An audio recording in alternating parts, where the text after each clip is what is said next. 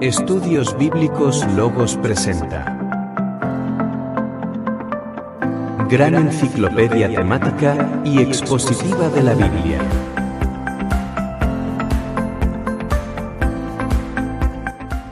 En esta sección pasamos del Antiguo Testamento al Nuevo Testamento.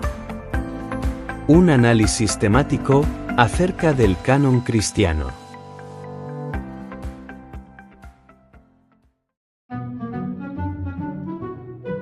La denominación del Nuevo Testamento no es una invención azarosa, sino el cumplimiento de la palabra profética de Jeremías 31, versos del 31 al 35.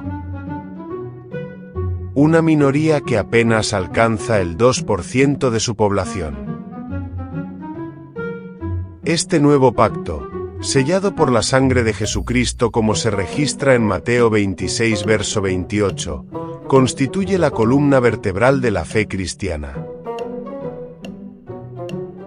Sin embargo, existe una marcada brecha teológica. Mientras para el mundo cristiano estos textos son la culminación de la revelación, para el judaísmo rabínico carecen de autoridad doctrinal, siendo aceptados solo por una minoría que apenas alcanza el 2% de su población. Es vital entender que durante el ministerio de Jesús, las escrituras citadas eran la Tanaj o la Septuaginta. El Nuevo Testamento es un cuerpo literario de 27 documentos, redactados para impulsar el Evangelio. 5 libros históricos, los 4 evangelios que representan la biografía de Jesús, y el libro de Hechos. 21 epístolas, o cartas instructivas de los apóstoles para las iglesias. Y un libro de revelaciones, o el Apocalipsis, escrito por el apóstol Juan. Sinopsis de los Evangelios. El registro del ministerio de Jesús descansa sobre 4 pilares literarios. Curiosamente, la autoría de estos textos presenta matices interesantes. Mientras Lucas firma su obra con rigor investigativo, el Evangelio de Juan se presenta como un testimonio apostólico, redactado por colaboradores. Juan 21, verso 24.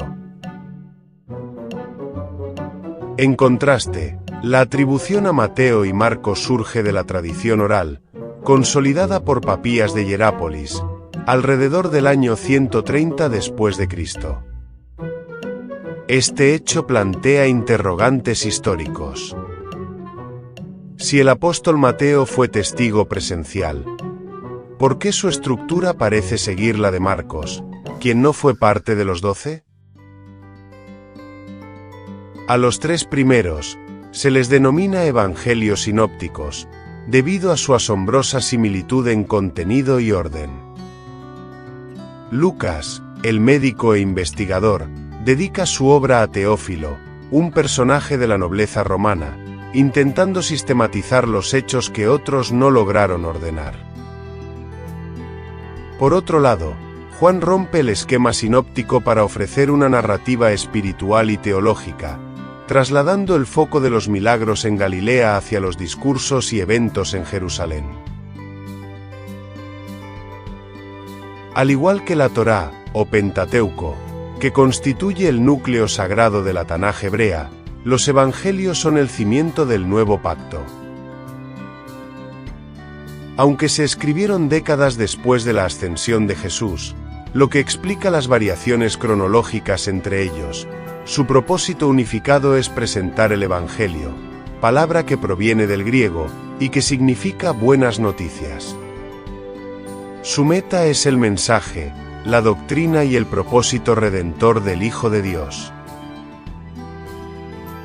Los 4 rostros del Evangelio. En primer lugar tenemos el Evangelio de San Mateo, el Evangelio para los judíos. Aunque es el primero en el canon, Se cree que fue redactado en la década de los 60. La duda sobre su autoría surge porque, siendo apóstol, parece depender de la estructura de Marcos. Su enfoque es demostrar que Jesús cumple las profecías del Antiguo Testamento. Punto crítico. En Mateo 4:12, se sitúa el inicio del ministerio de Jesús, tras el arresto de Juan el Bautista, omitiendo eventos previos. Ignora los viajes festivos a Jerusalén y se centra casi totalmente en Galilea.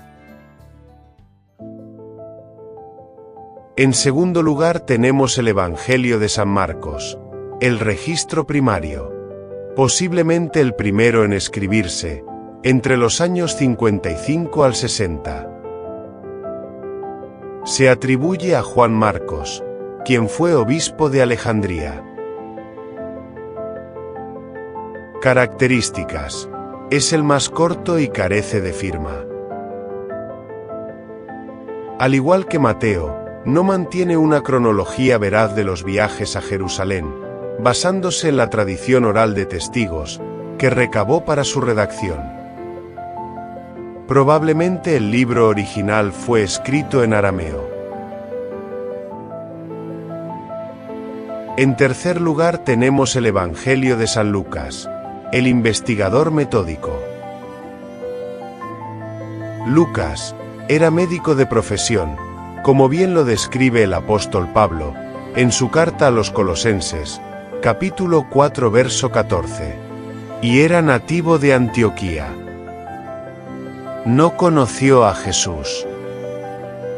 Su obra es un trabajo de investigación periodística, mediante entrevistas a allegados. Fue dedicado al excelentísimo Teófilo, quien probablemente fue un funcionario romano de la década del 70. En su aporte investigativo, ofrece detalles únicos sobre el nacimiento de Juan el Bautista y Jesús. Se especula una amistad con el historiador Flavio Josefo. Pese a su esfuerzo por el orden, Lucas tampoco logra registrar los viajes festivos de Jesús a Judea. Y por último tenemos el Evangelio de San Juan, el testigo presencial. Fue redactado por el apóstol en griego, a finales de los años 70, antes de su exilio en Patmos. Juan, primo de Jesús, y parte del círculo íntimo, escribe para llenar los vacíos de los sinópticos. Tiene la clave cronológica, ya que es el único evangelio que permite medir la duración del ministerio de Jesús en 3 años y medio, al registrar sus asistencias a las fiestas en Jerusalén. En su enfoque se ignora gran parte de lo sucedido en Galilea, para concentrarse en la teología y los eventos de Judea. Sus escritos suelen corregir o precisar detalles, que en los otros 3 libros quedan ambiguos.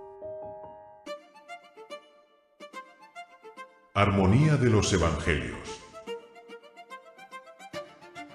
La llamada armonía de los Evangelios es en realidad un complejo tejido literario. La similitud entre los evangelios sinópticos, Mateo, Marcos y Lucas, sugiere una interdependencia textual. Sin embargo, esta fuente común también explica la propagación de ciertas discrepancias. El caso del endemoniado gadareno es emblemático. La variación entre los relatos de una o 2 personas sugiere que los autores, al no ser todos testigos presenciales de cada detalle, se apoyaron en tradiciones orales o registros previos. El mayor obstáculo para el investigador moderno no es la veracidad del mensaje, sino el enredo cronológico. Para la mayoría de los evangelistas, el orden de los milagros y sermones era secundario, frente a la potencia del mensaje. Esta falta de sincronía crea una geografía espiritual dividida. Los sinópticos presentan a un Jesús casi confinado a Galilea, hasta su pasión, mientras que Juan rescata la cronología de las fiestas en Jerusalén. A pesar de que Lucas, el investigador, intentó sistematizar esta historia, dejó cabos sueltos que hoy, 2 milenios después, intentamos atar con lógica, sentido común y guía espiritual. Esta enciclopedia asume el reto de proponer un orden que, respetando la humanidad de los escritores, revele la divinidad de los hechos. El nombre de Jehová y el Nuevo Testamento.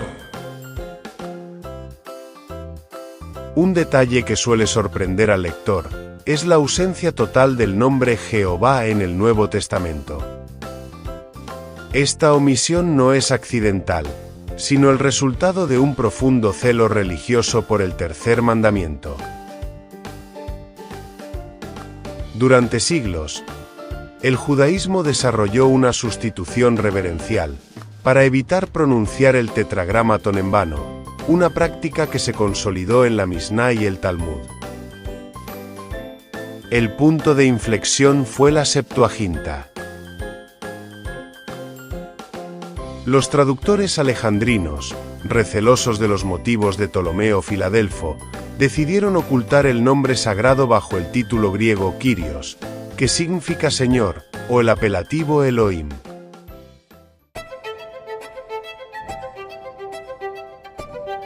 Esta convención literaria fue la que heredaron los apóstoles.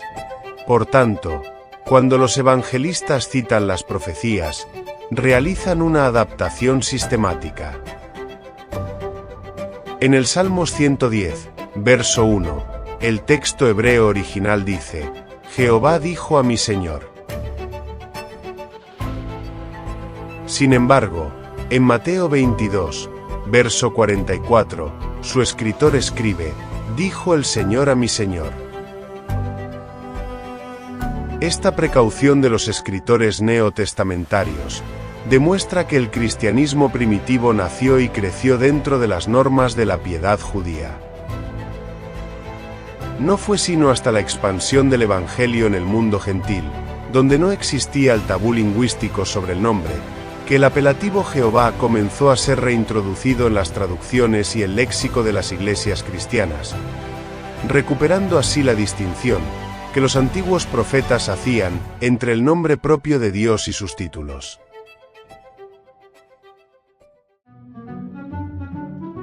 El lenguaje parabólico de Jesús. El método de enseñanza más efectivo de Jesús fue el uso de la parábola, que proviene del griego, y que significa comparación.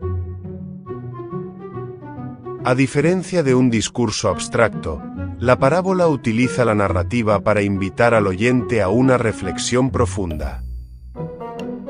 Como señala Marcos 4, verso 33, el propósito de Jesús era la revelación, adaptada a la capacidad de su audiencia, permitiendo que las verdades espirituales se arraigaran en experiencias humanas básicas. Es fundamental distinguir la parábola de la fábula. Mientras que la fábula recurre a lo fantástico y a lo antinatural, la parábola se mantiene firme en la realidad cotidiana. Como por ejemplo siembra, pastoreo, bodas, para ilustrar una verdad superior. Es un cuento posible que encierra una lección eterna.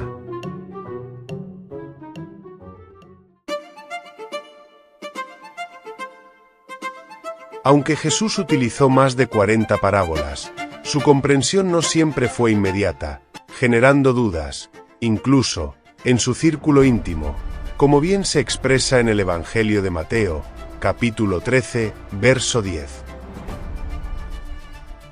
La clave para el estudiante de las Escrituras no es perderse en interpretaciones alegóricas de cada detalle mínimo, sino localizar el núcleo del mensaje y dejar que ese punto central ilumine todo el contexto de la historia.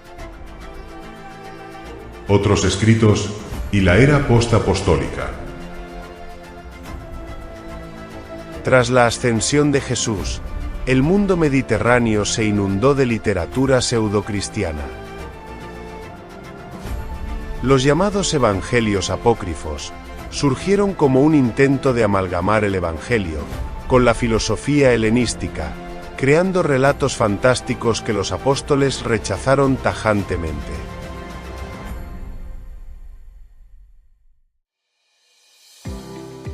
Esta es la razón por la cual el canon cristiano es tan selectivo. Buscaba preservar la verdad histórica frente a la especulación gnóstica. Un hallazgo crucial para entender la liturgia primitiva fue la Didache, recuperada en 1873. Este manual del siglo I ofrece una ventana a las prácticas de bautismo y ayuno de las primeras comunidades. Junto a este documento, encontramos el legado de los padres de la Iglesia primitiva, quienes sirvieron de puente entre los apóstoles y la cristiandad institucional.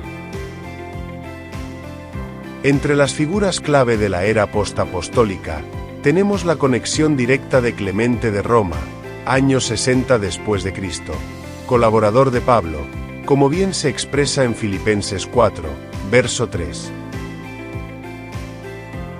Y Policarpo, año 100 después de Cristo, discípulo de Juan. Entre los defensores y teólogos tenemos a Ignacio de Antioquía, Irineo de Lión, quien fuera azote de los gnósticos, y a Justino mártir. También tenemos historiadores como Eusebio de Cesarea, 325 después de Cristo, quien registró la transición antes del Edicto de Tesalónica, en el año 380 después de Cristo. Aunque estos hombres fueron los pilares de la expansión cristiana, su diversidad de pensamiento demuestra que la interpretación de las Escrituras fue desde el principio un campo de arduo debate teológico.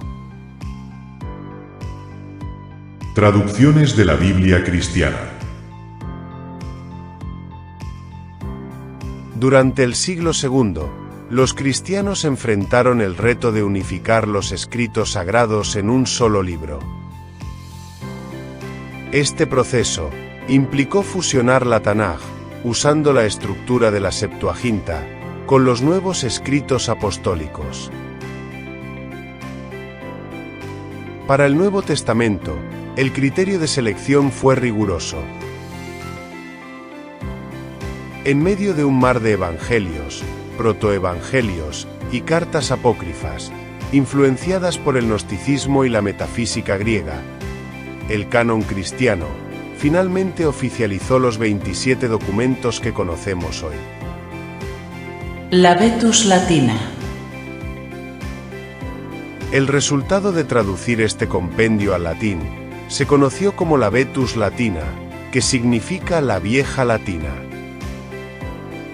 Sin embargo, esta versión enfrentó dos grandes obstáculos. En primer lugar, su calidad técnica, ya que, al ser traducciones realizadas por diversos autores sin una coordinación central, presentaban numerosos errores y variaciones textuales.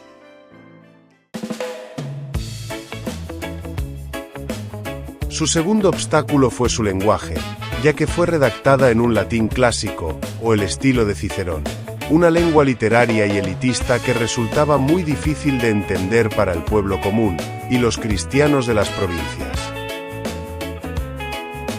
A pesar de ser considerada una traducción vaga, la Vetus Latina es el testimonio histórico de la primera vez que la Iglesia intentó consolidar un canon bilingüe del Antiguo y Nuevo Testamento, fuera del ámbito griego y hebreo. Vulgata Latina, siglo IV.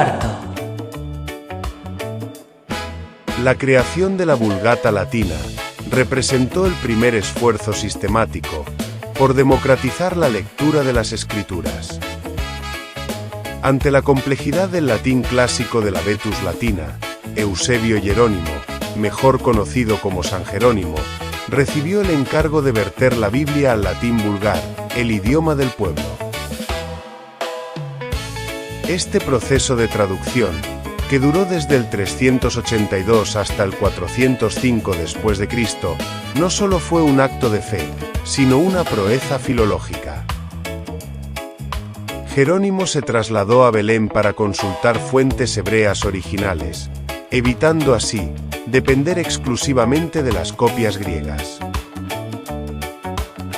El canon quedó sellado con 73 libros, incluyendo los deuterocanónicos, estableciendo el estándar para la cristiandad occidental por más de un milenio.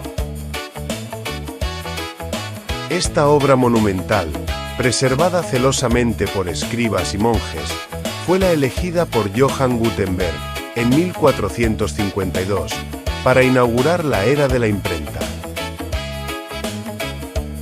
La impresión de la Biblia de 42 líneas no solo multiplicó el acceso al texto, sino que congeló la Vulgata como el referente absoluto de la Iglesia romana, sobreviviendo a los cambios culturales y lingüísticos hasta la actualidad. La Políglota Complutense.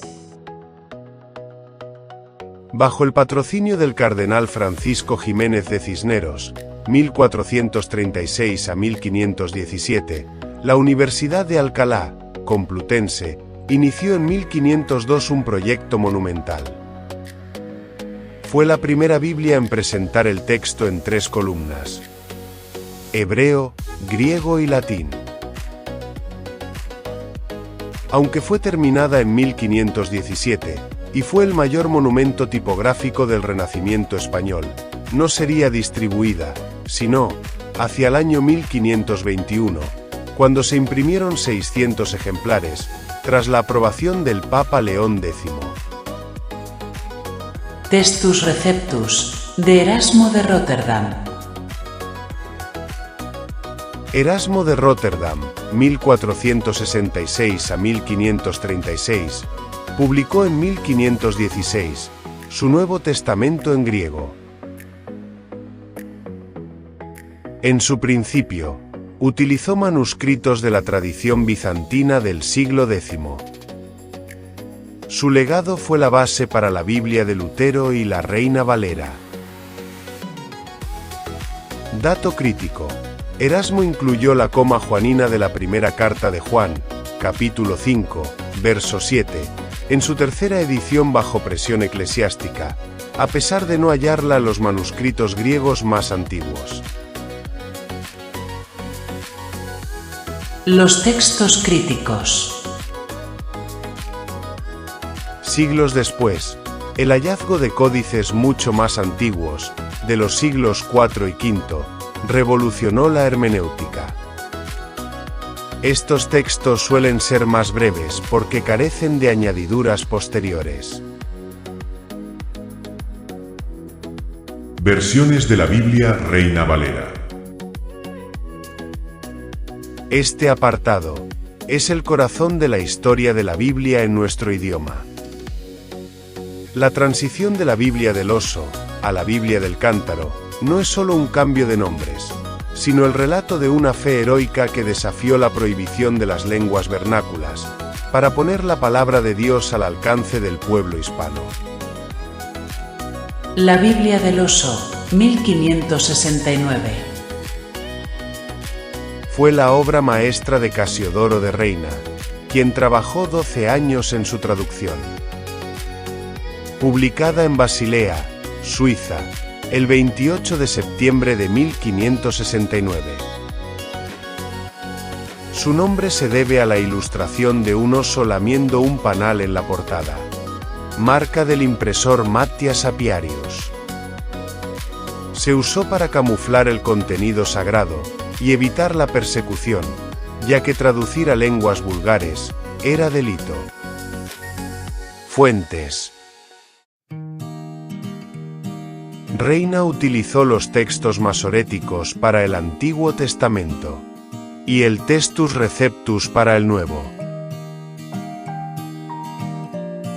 Consultó la Biblia de Ferrara por su precisión en el hebreo y la Políglota Complutense. La Biblia del Cántaro, 1602. Cipriano de Valera, compañero de Reina, en el monasterio de San Isidoro del Campo, dedicó 20 años a revisar la obra de su amigo. Fue publicada en Ámsterdam en 1602. El grabado de un hombre regando una planta con un cántaro simboliza el riego de la palabra de Dios, en alusión a 1 de Corintios 3, verso 6. Yo planté, Apolos regó, pero el crecimiento lo ha dado Dios. Importancia. Fue la primera gran corrección de la Biblia del Oso, estableciendo el nombre compuesto que perdura hasta hoy, Reina Valera. Evolución y revisiones de la versión Reina Valera. A lo largo de los siglos, la versión ha sido actualizada para adaptarse a la evolución del idioma español, manteniendo siempre su elegancia literaria. En la versión 1862, se suprimen definitivamente los libros deuterocanónicos o apócrifos. La versión 1909 fue una revisión clásica que buscó mayor fidelidad lingüística. La 1960 fue la versión más utilizada y aceptada en el mundo hispano-cristiano contemporáneo. Revisiones modernas, 1977, 1995, y la Reina Valera contemporánea, 2011, que actualiza modismos para las nuevas generaciones. Estructura y enfoque de las Escrituras. Es un error común pensar que la Biblia siempre estuvo dividida tal como la leemos hoy. En la época de Jesús, los manuscritos eran bloques de texto continuo sin puntuación. La organización actual es fruto de siglos de trabajo. Los capítulos son atribuidos a Stephen Langton, clérigo inglés, a principios del siglo XIII.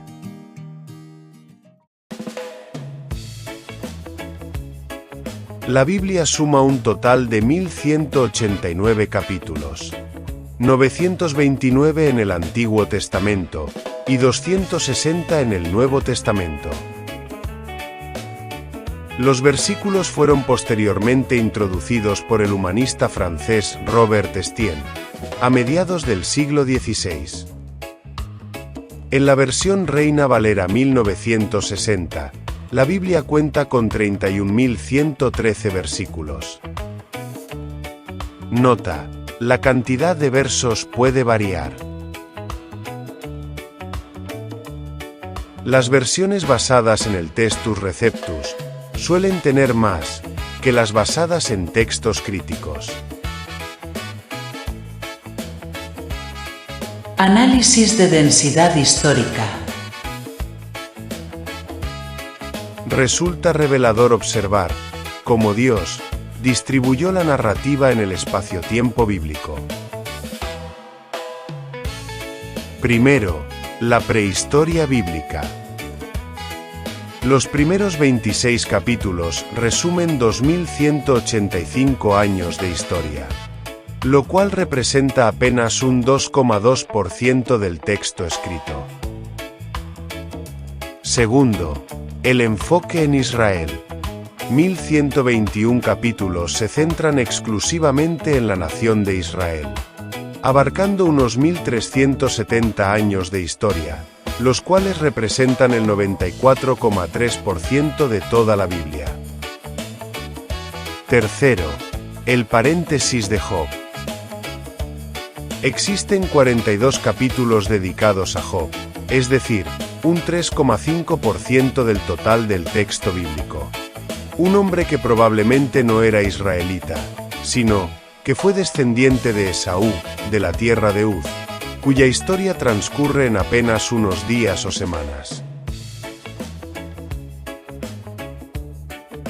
En cuarto lugar tenemos el Nuevo Testamento, compuesto por 260 capítulos, donde el escenario sigue siendo el seno del pueblo judío, pero con un propósito que trasciende sus fronteras. La Biblia, historia de una redención. Debemos reconocer que los escritores fueron hombres que expresaron sus propias emociones, y que, a través de traducciones milenarias, pueden aparecer inconsistencias o errores de transcripción. Sin embargo, el mensaje central permanece intacto. La Biblia no es la historia de la humanidad en general, sino la historia de un pueblo, la de Israel, que sirve de vehículo para la salvación de todos. Mientras que el Antiguo Testamento nos muestra el carácter de Dios y su relación con los patriarcas, el Nuevo Testamento abre la puerta a los gentiles. A través de Jesús, la promesa ya no depende de la circuncisión de la carne, sino del bautismo, el Espíritu Santo y la fe en la sangre derramada. Pasamos de ser espectadores de la historia de Israel a ser participantes del reino eterno de Dios. Los rollos del Mar Muerto. Los hallazgos de Qumrán son posiblemente el descubrimiento arqueológico más importante del siglo XX, ya que permitieron comparar las Biblias modernas con textos que tienen más de 2000 años de antigüedad, confirmando la asombrosa fidelidad de la transmisión de las Escrituras.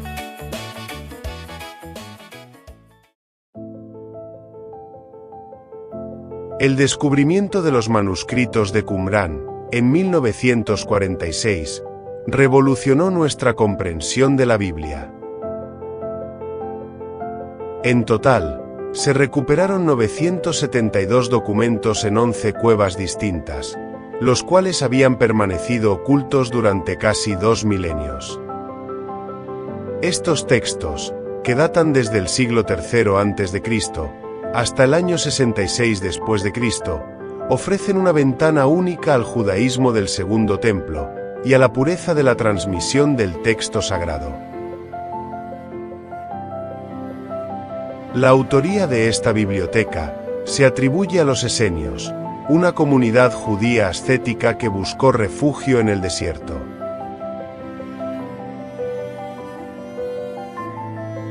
Durante la gran revuelta judía contra Roma, entre los años 66 y 70 después de Cristo, y ante la inminente destrucción de Jerusalén, los esenios depositaron sus rollos en vasijas de barro dentro de cuevas, para protegerlos de la devastación romana. ¿Por qué son tan importantes? En primer lugar, por su antigüedad, ya que son 1000 años más antiguos que los textos masoréticos en los que se basan muchas traducciones modernas. Por su diversidad lingüística, puesto que contienen textos en hebreo, arameo y griego. Por su fidelidad, ya que al comparar el libro de Isaías encontrado en las cuevas con las versiones actuales, se demostró que el texto apenas ha sufrido cambios significativos en 20 siglos, validando la confiabilidad de nuestras Biblias. ¿Es la Biblia la palabra de Dios? La Biblia se considera la palabra de Dios porque revela su carácter, sus leyes y su plan redentor. El pueblo de Israel fue elegido como el testigo principal de estas obras, tal como declara Isaías 43, verso 10. Vosotros sois mis testigos, dice Jehová, para que me conozcáis y creáis. El apóstol Pablo refuerza esta idea en 2 de Timoteo 3, verso 16. Toda la escritura es inspirada por Dios. Sin embargo, cuando se dice inspirada, no significa que los autores fueran autómatas, sino que Dios usó sus vidas y contextos para transmitir verdades eternas. Diferenciando el mensaje de la crónica. Es fundamental distinguir entre los dos tipos de contenido en la Biblia. Primero, la revelación directa. Es cuando el texto dice, «Así ha dicho Jehová», o se manifiesta un mensaje angelical. Aquí, Dios es la fuente directa. Segundo, el registro histórico. Tomemos por ejemplo, relatos de la historia de los reyes de Israel. Estos son datos históricos que no requirieron de un trance profético para ser conocidos, sino que forman parte de los anales históricos de la nación. Aparecen en la Biblia, porque enmarcan la actividad de los profetas, y muestran cómo Dios actúa dentro de la historia real de los hombres. Las posibles deficiencias en fechas o detalles cronológicos son propias de los cronistas humanos y no restan valor al propósito divino. La humanidad de los autores en el Nuevo Testamento. En el Nuevo Testamento, encontramos divergencias en detalles secundarios acerca de la cronología del ministerio de Jesús.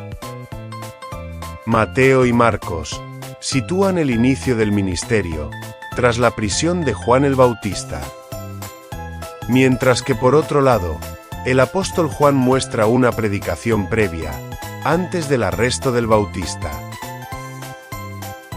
Sobre su infancia, Mateo relata la huida a Egipto, mientras que Lucas se enfoca en el regreso directo a Nazaret tras cumplir la ley. Estas diferencias demuestran que cada autor escribió desde su perspectiva, memoria o investigación, como el caso de Lucas. Si el Espíritu Santo hubiera anulado la personalidad de los autores, todos escribirían idéntico. En cambio, Dios permitió que la esencia del mensaje de salvación fuera perfecta, mientras que los detalles periféricos reflejan la honestidad de un testigo humano. En conclusión, para el creyente, la Biblia es la palabra de Dios porque su contenido es útil para la salvación. Las inconsistencias menores en los relatos no son determinantes. Lo que prevalece es que a través de estos hombres de carne y hueso, Dios dejó el mapa para que la humanidad encuentre el camino de regreso a Él.